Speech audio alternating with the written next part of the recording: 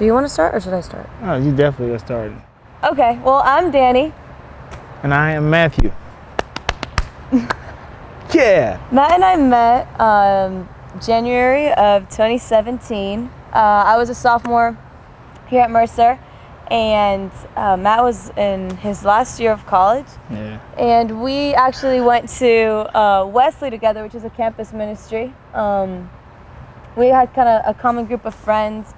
Most of my friends at the time sang, played guitar. Matt plays the piano, and so eventually we just ended up meeting there. Yeah, and as we met, we kind of got close really fast.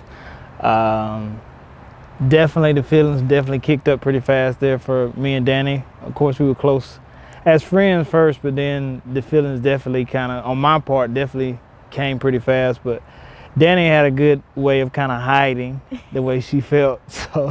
So I had no idea for the longest that she actually liked me. But as we got closer to the summer, I think the feelings had kind of gotten heightened. Definitely we got close very quickly. And closer to the summer, I kind of wanted us to talk about it because it was getting kind of like past the line of friendship. But unfortunately, I went home to Costa Rica. We didn't talk about it.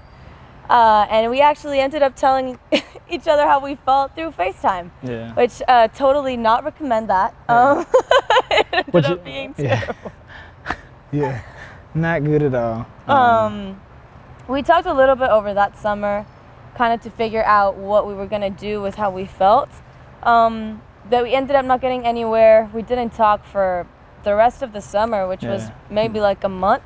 Danny asked for some space. He asked could she just have the summer to herself, and so I was like, it worked out for me because I had my job. I had just graduated college, so I had my job, and so waking up, and we were a little bit of a time difference, so it kind of worked out better for me anyway that we didn't talk as much because it kind of allowed me to get into a routine. And during that time, of course, I was like very intently praying about, okay, God, like, is this something that you want or not?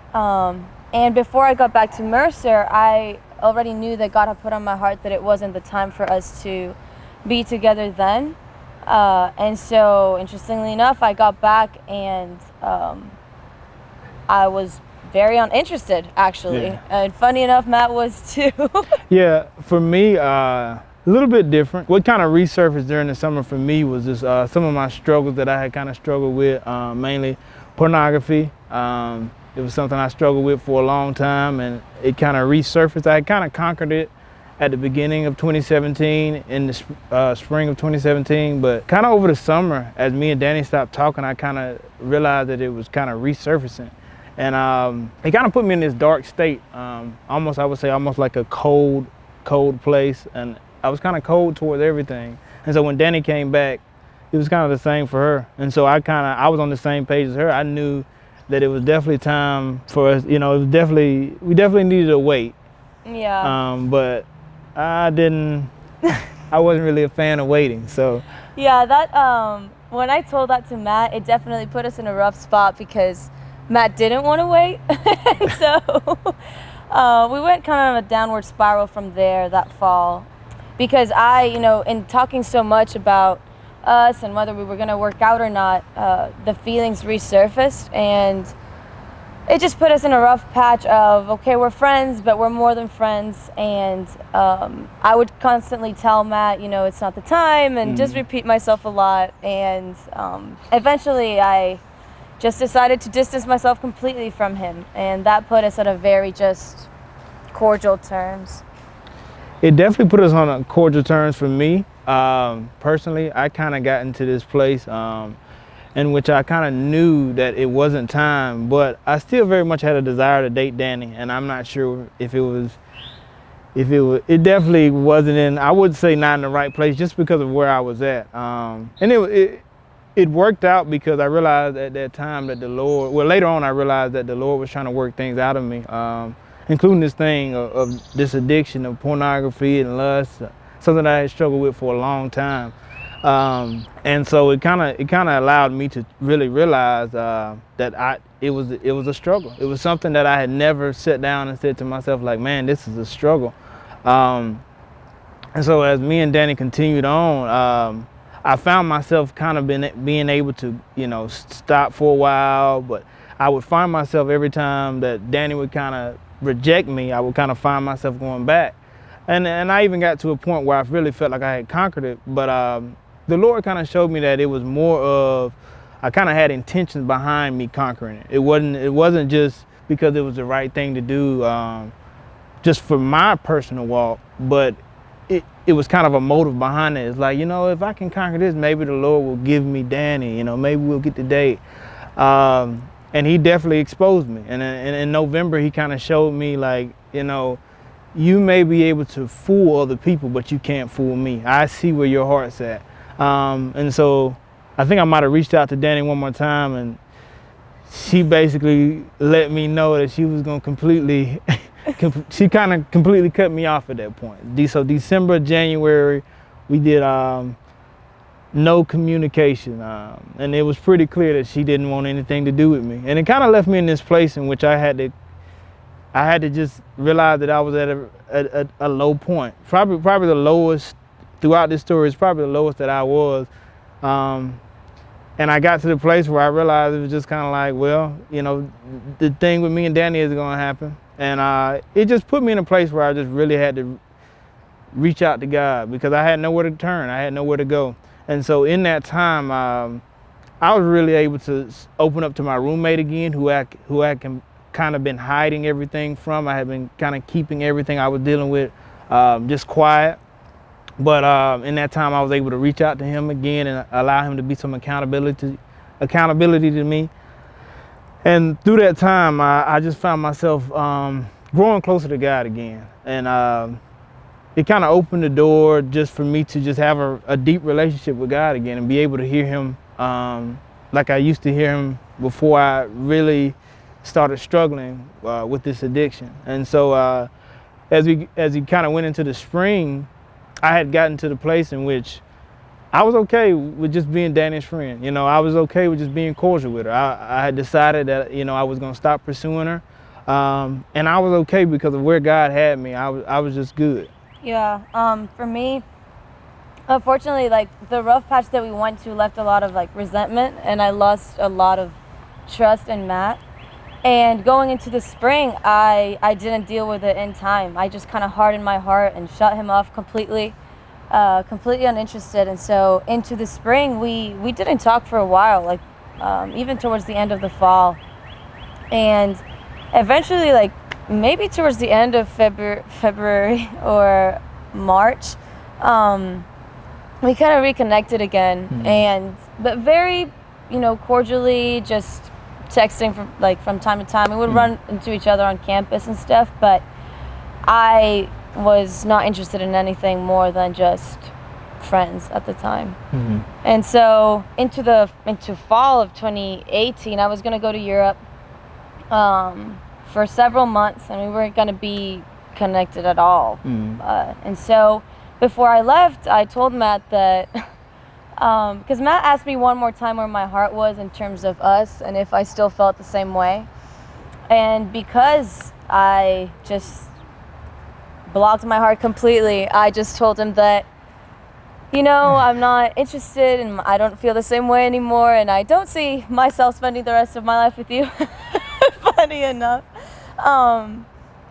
And that I was going to go to Europe, and I was going to come back and not be interested in him. Yeah, she's just like that. She said it just like that. The months after that were actually pretty cool. I don't know if you want to start with. Well, yeah, for me, so during the spring, and as me and Danny kind of reconnected again, I was doing a lot of praying, a lot of praying, a lot of fasting. I kind of finally started to conquer this addiction that I had, and so there was a lot of freedom in it.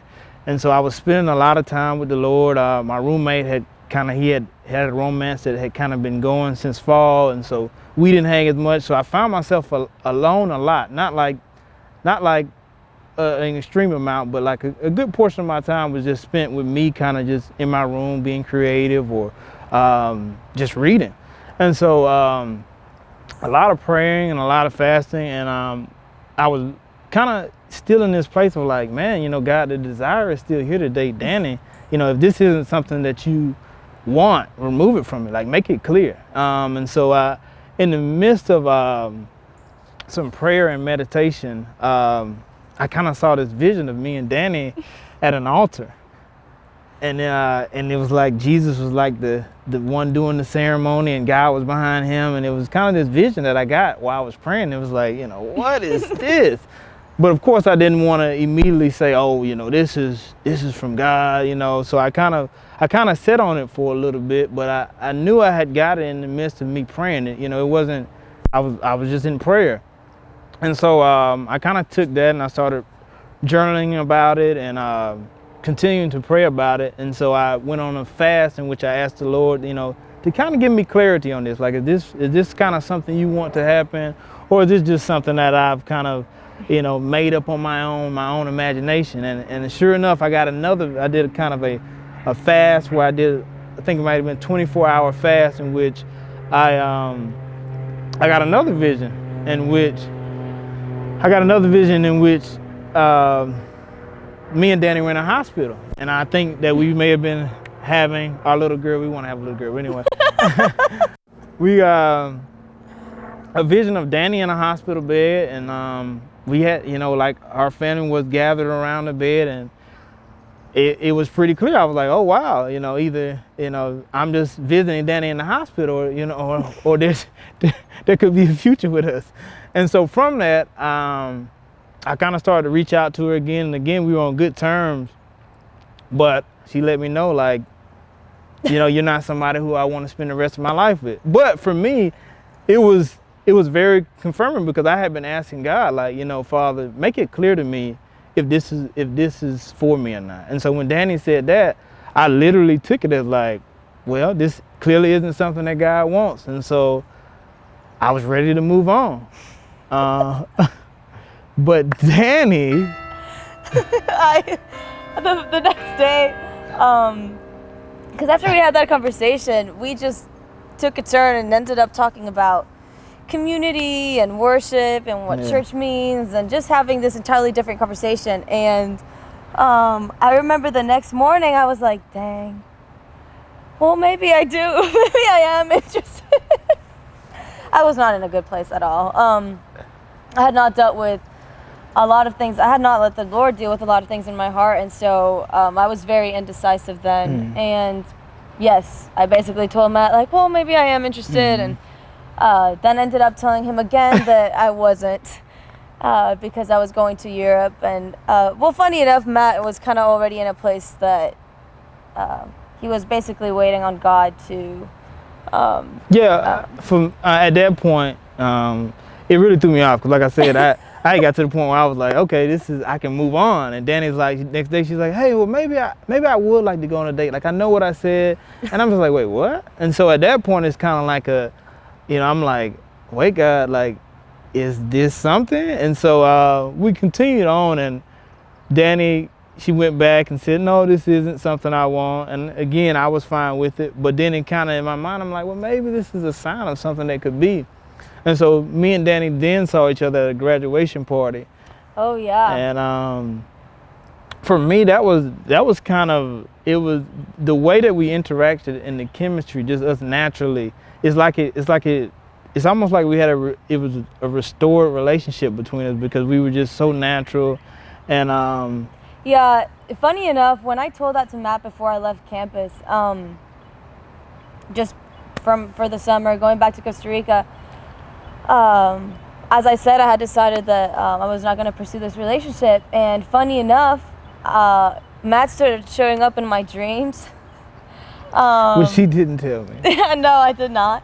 Matt started showing up in my dreams, and that, of course, brought, kind of flared up a lot of feelings in my heart and a great desire to be with him. But because of what I had said to him, I just decided not to share that with him. And I kept it very much between me and the Lord, and it was very sweet, because it was a time between me and God, kind of similar when Matt was in the spring, of me journaling a lot about what God was putting in my heart about Matt. And I remember this one time sitting with the Lord that I asked God, God, why am I having all this in my heart? Like, show me or give me a word for this, because I'm about to leave for Europe. I won't see Matt for a while. And I remember in that moment, God was teaching me a lot about how He's a redeemer and a restorer. And coming from a family where my parents are divorced, and there's actually a lot of divorce in my family and broken marriages, the Lord kind of brought that to mind and told me that usually I have, a fear of commitment because of not seeing marriages succeed, kind of, close to me. And so God basically told me that He was going to restore our relationship, to show me that He can bring things that are very much dead back to life again. And so, of course, I didn't share this with Matt because I was gone at that point. You said you didn't even believe it, right? No. You didn't believe it. I didn't. I had a hard time believing what the Lord was telling me, but I wrote it down because the desire to be with Matt was definitely there. And so, yeah, into the summer, we did see each other at that graduation party. Was that like May? It was May. It was towards the end of May. And it was sweet. It was sweet to see Matt then.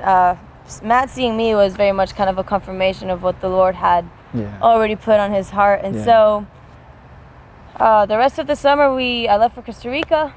We didn't talk. And this is when we stepped into this place of very much Matt with the Lord, me with the Lord, kind of putting our desires on the table before God, praying a lot for each other, writing, journaling a lot about this. And then close to before I left for Europe, this is August of last year, so 2018, I just happened to end up in Macon because Delta canceled my flights on my way to Europe and gave me like a 12-hour overnight layover in Atlanta. And so I thought it would be great to just come to Macon and see my friends. And so I surprised them, of course surprised Matt.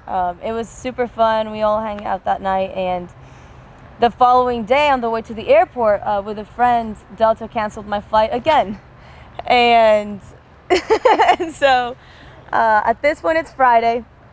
Well, that was Thursday, and now I was flying out Friday, and on Friday, Matt was the only person who could take me to the airport that day out of all my friends, just the way that it played out.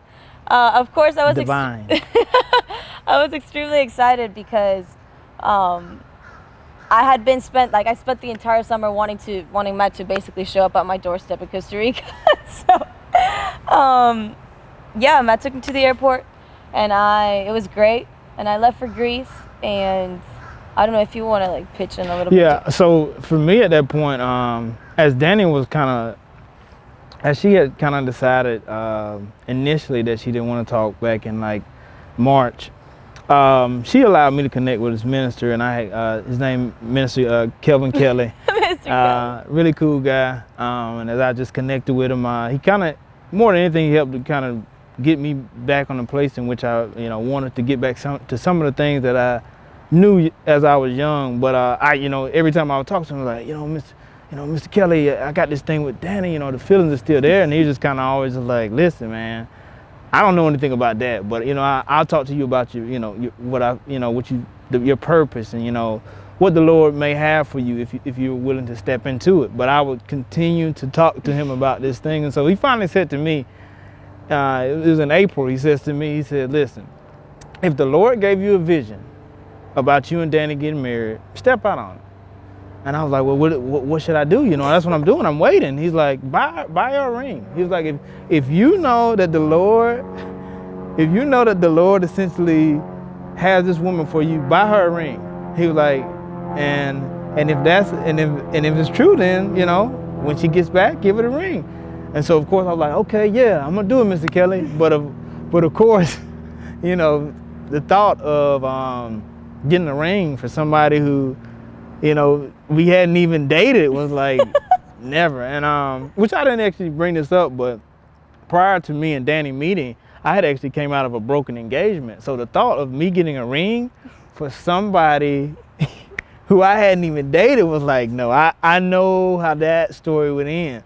So, I kind of was like, okay, yeah, I did get it. So, I remember writing it in my journal in April, but I did not go and get that ring. And so I continued to connect with him. And anytime I would bring Danny up, he would always kind of say the same thing, like, well, did you get the ring? He's like, well, is there much to talk about? Like, he was like, essentially, if the Lord gave you something, step out on faith. And so I went on a mission trip in Haiti. I think it was from the end of May, June, and it taught me a lot. I think I read in a book, and it talked about how like stepping out and going to another country and like being around people and doing something for other people and just being willing to go anywhere and do anything for the Lord kind of puts you in this place where your faith begins to grow, because you're essentially saying, I will go anywhere and do anything for you, Lord. And so when I got back in July,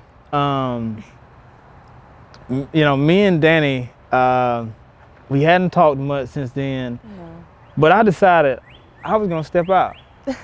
I was gonna step out. It was July 1st. I decided I was gonna step out on faith on what I feel like the Lord had gave me, and I stepped out and I bought a ring.